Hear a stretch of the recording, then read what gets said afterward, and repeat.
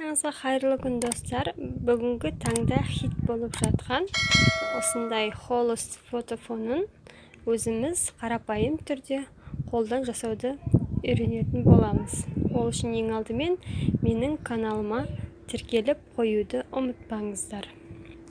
Бізге қажетті заттар осындай бөз материалы, мен 1 метр алдым, және осындай пленка,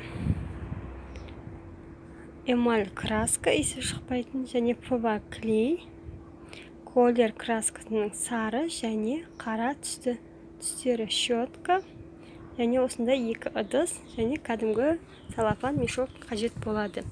Ең алдымен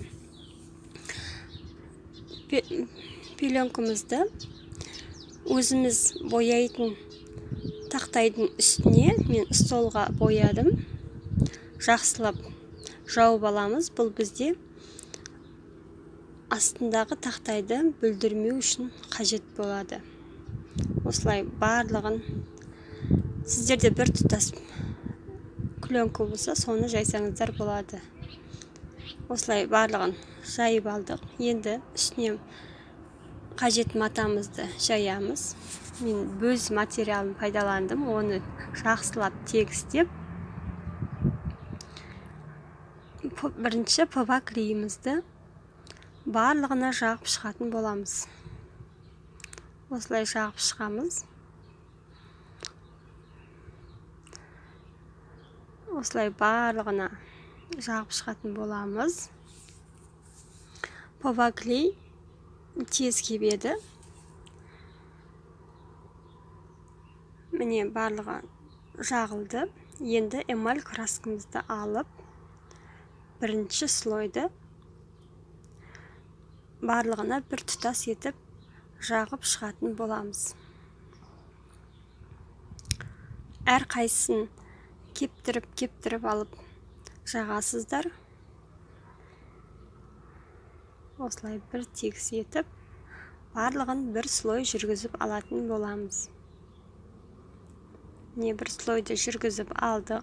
Енді бағанағы 2 ыдысымызды алып, эмаль краскасынан біреуіне көптеу, екіншісіне аздау етіп құятын боламыз.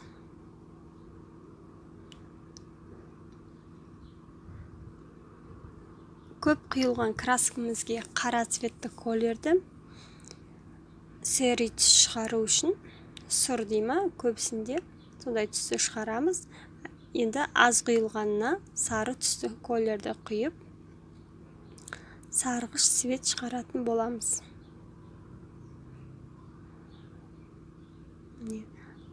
Аз мөлшерлі эмальға сары түсті колерді құйдым. Енді көп мөлшеріне қара түсті колерді құйып, сері сұр түс шығаратын боламыз.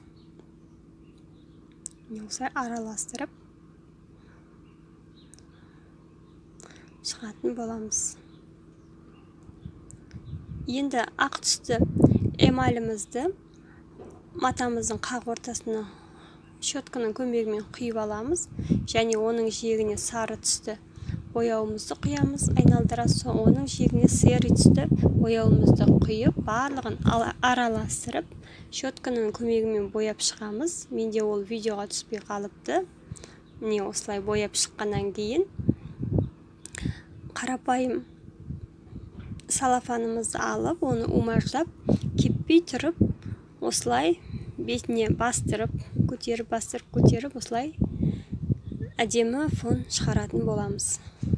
Барлығын жақсылап, осылай біркелкі етіп, салафан мешокпен бастырып шығатын боламыз. Сол кезде бізде осындай әдемі холост бетон тәріздес түс пайда болады.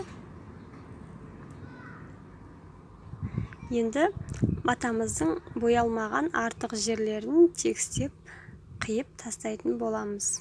Бұл фонды сіздер видео түсіруге, немесе өздеріңіз суретке түсу үшін қолдансаңыздар болады. Назарларыңызға көп рахмет. Пайдаңызға жарасын.